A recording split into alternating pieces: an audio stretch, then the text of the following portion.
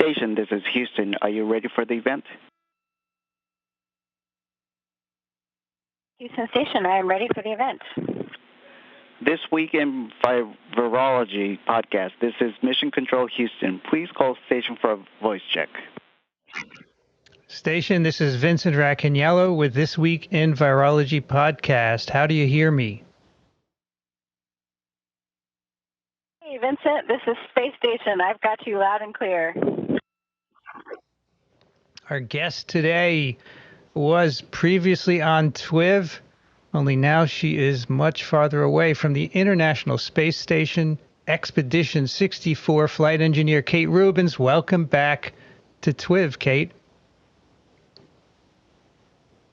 Thank you very much, Vincent. And I have to say, it is always perfect weather up here. It is 22 degrees, and that never changes. That's just great to hear. Let's dive right in because we don't have a lot of time. My first question for you, what special expertise do you bring to ISS science, and what influence did you or your expertise have on the structure of this mission and its science? Thanks. That's actually a great question. So NASA selects people from a variety of backgrounds, fighter pilots, engineers. I happen to be a molecular biologist. I used to be a virologist. I hope I still am. And so I bring a lot of biology expertise to the station. But as I'm up here doing experiments, I'm learning material science and physics as well. So I think general science experience and then more specifically biology and molecular biology.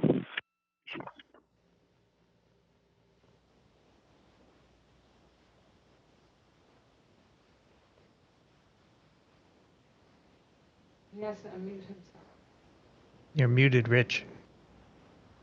Sorry. Kate, great to see you.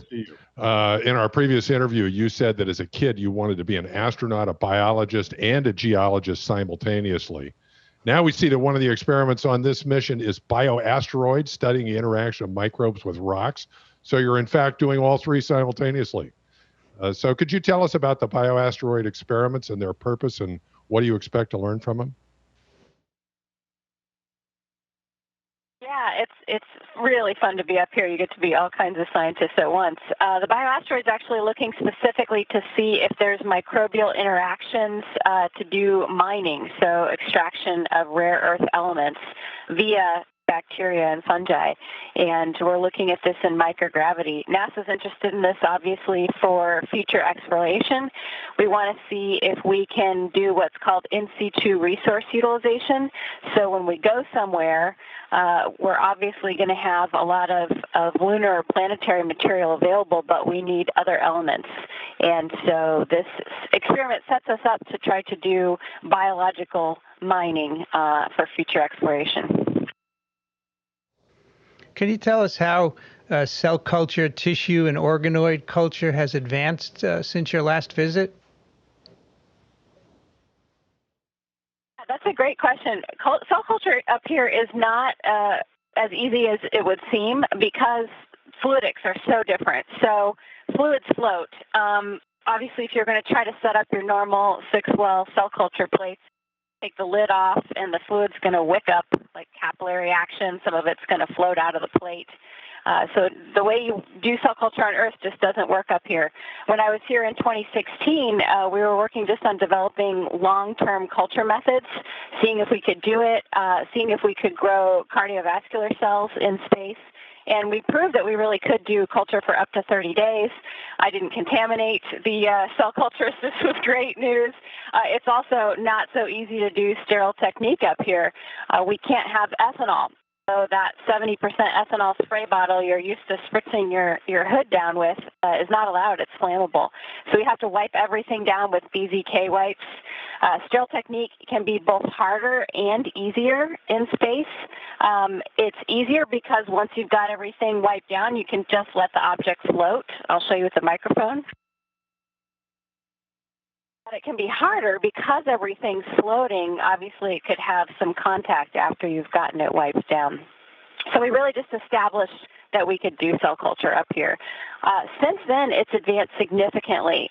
So we can send cells now frozen and bring them out of the -80 and start a culture line, which greatly helps out if we don't have to ship up fresh cells and launch them from the Earth. It really expands the amount of cell types we can send up here.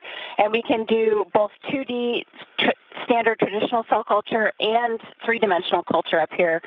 We can grow organoids, and we're going to be doing a lot more of that on this mission. So, Kate, I'm wondering if cells grown on the space station display any structural or biochemical abnormalities, and if so, what those are, and how do they inform your perspective on spaceflight? Yeah, it's one of the things that we're really interested in. Structurally, there definitely are, I wouldn't say abnormalities, but there's differences. So anything in a fluid environment here tends to just become very spherical. So this happens with cells also. They become much more spherical. And so this, we think, obviously, is due to changes in cytoskeleton. We also have this issue where it's not a drawback necessarily. Cells that would normally kind of settle down to the bottom of the plate remain in suspension. And so you can have these suspensions of cell culture without having to do a rotating vessel. So we kind of try to suspend cells on Earth by doing these rotating vessels, putting those cells in free fall essentially. But when we do that, we have a lot of fluid shear forces. And so on the space station, this whole thing is in free fall. And so if we bring up some cell culture, it's in free fall without that rotating wall vessel. So we don't have any fluid shear forces on those cells. There are definitely changes in gene expression, whether that's due to some of these structural differences, differences with adhesion on the plate, differences due to microgravity, possibly differences due to the low level of radiation up here. We don't know, and so there's a lot of things that we're investigating now about gene expression changes on board in cells. You were the first to sequence DNA in space. How has sequencing technology advanced in 4 years? And can you now routinely process samples, like from a microbiome experiment on board, all the way to obtaining a sequence? Yeah, that was really one of the drivers of the sequencing experiment is microbiome. I mean, if you got a sequencer, why not sequence the microbiome up here? It's great. So we do microbiome samples as our standard part of our environmental monitoring. We check the station periodically, and we can monitor for any runaway microbial contamination or fungal contamination. But right now, we have to send those samples all the way down to Earth, and then they do standard laboratory techniques. We can only send them back to Earth when we have a vehicle that's undocking and landing, which is not that often, every few months. So we wanted to have figure out what the bug is right now, kind of a sequencing technique. And that's really advanced since I've been up here. So what we were able to do is a culture all the way to sequence. And then we're also able to do a culture independent. So just take a swab, process the sample on board, go all the way through sequencing. Not only have we done DNA sequencing, we've now done RNA sequencing. And there was a very cool student project that actually looked at DNA repair. So they had yeast, induced a break, and then repaired it via CRISPR and followed that whole process with sequencing. So we have a lot more planned, but they've really done a lot in the last 4 years. So for the listeners, I want to make sure everybody understands that the microbiome is the full complement of microbes at any given site. For example, the human gut or skin or any surface such as your dinner table. And I'm wondering, Kate, what's the status of the microbiome experiments on the space station? Yeah, that's a great question. We have done microbiome experiments. We've looked at both surfaces of the space station as well as humans. And those experiments are ongoing, so we're starting to do that with every crew member now. The initial experiments were very episodic, so we were taking a few samples, and we were looking at that through the mission duration, but it wasn't a huge number of samples. That paper's been published. I'm sure we can get you guys a link to that for the show notes. And the interesting thing, it's fairly predictable, but I think we were interested in seeing how the microbiome evolved over time. It seemed to become less diverse, and the crew members' microbiomes seemed to start resembling each other more. But those were with a few number of samples per increment. So what we have planned in the future, and one of the things that I'll be doing when I'm up here, is a really dense sampling. And so we want to do very dense spatial sampling of the station. We have different modules. I'm talking to you from the Japanese module right now, but we have many different modules on the station. They have slightly different surfaces, and so we want to see how things vary on the different surfaces. And then, of course, we're very interested in the human microbiome. So our question is, how stable is that? If we get a really dense time course, can we see small fluctuations? And we're particularly focusing on time periods of change. So new crew arrival. Does my microbiome change when I get my 4 new friends who are hopefully coming up here on Sunday? And how does that affect microbial diversity? So would you know yet if there is a ISS microbiome signature? There are differences in your ISS microbiome versus your Earth microbiome. I think we'll be able to call it a signature when we get more dense time points and sampling, but certainly there are changes from our pre-flight and our post-flight. So, us being virologists, does the microbiome measurements that you're doing include the virome? And if so, what do you observe in terms of viruses? Of course, that's my favorite thing to talk about as well, and it does include the virome. We did look at virome samples. This is a big shotgun approach.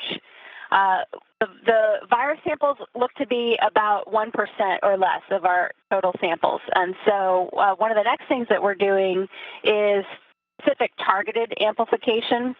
So we know from previous papers that weren't just whole genome sequencing, but very specific PCR-type papers, that we do have viral reactivation in astronauts in long-duration spaceflight. So we have VZV reactivation. We've had causes shingles. This is the chickenpox virus.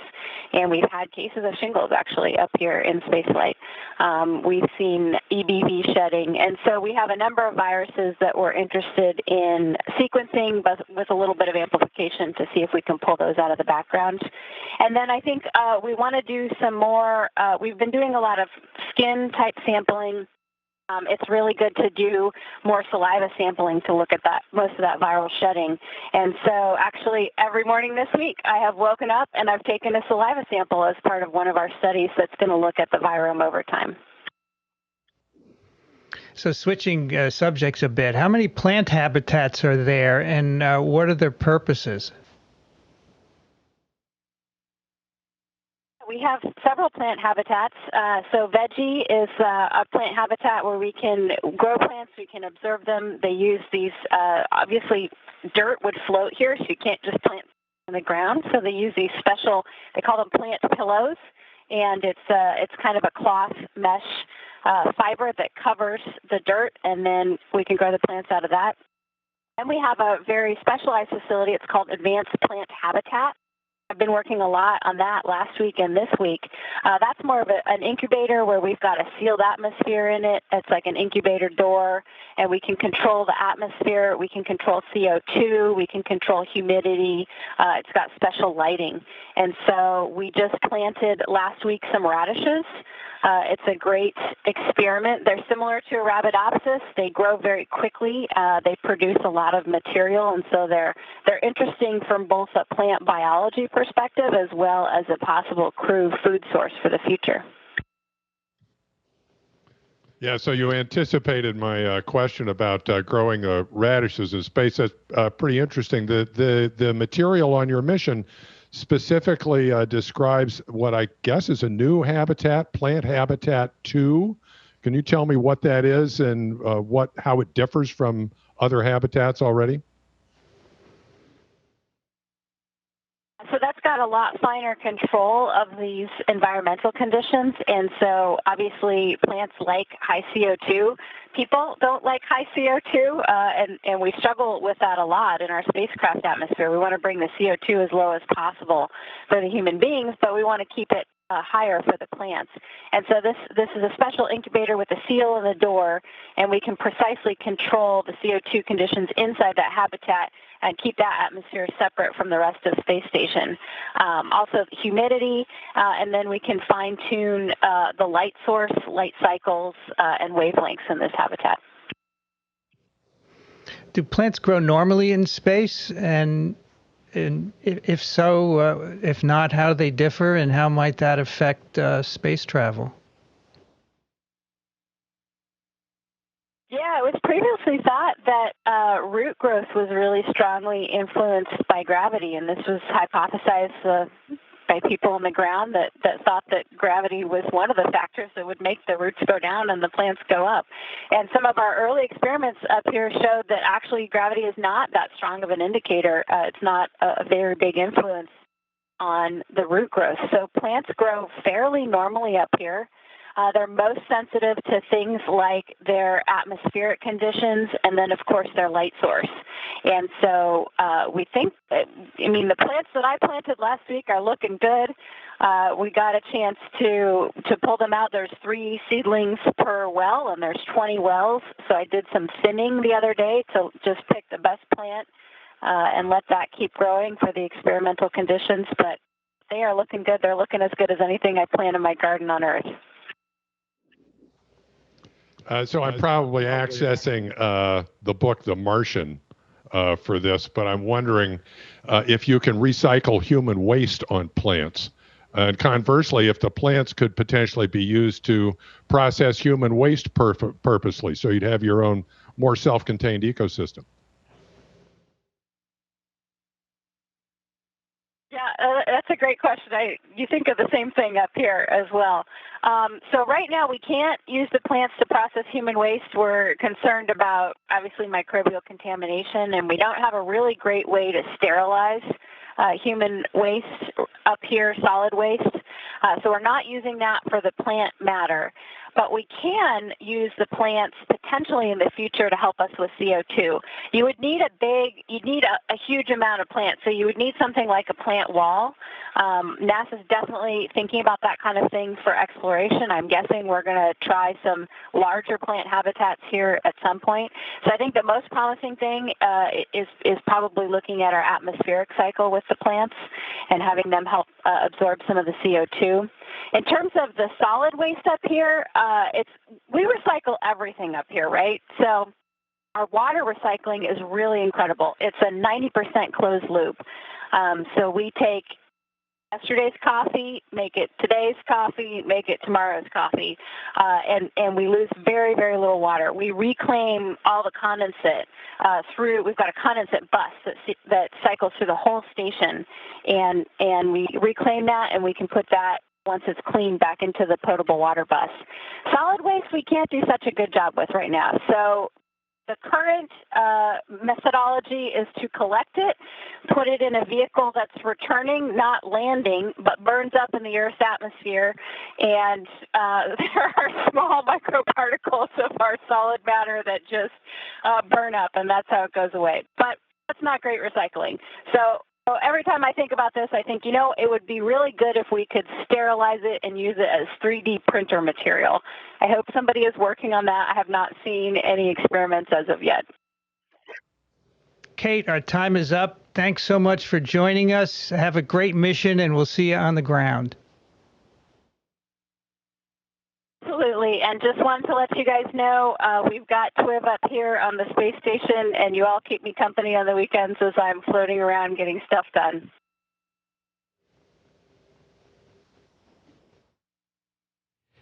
Station, this is Houston ACR. That concludes our event. Thank you. Thank you to all participants from This Week in Virology podcast. Station, we are now resuming operational audio communications.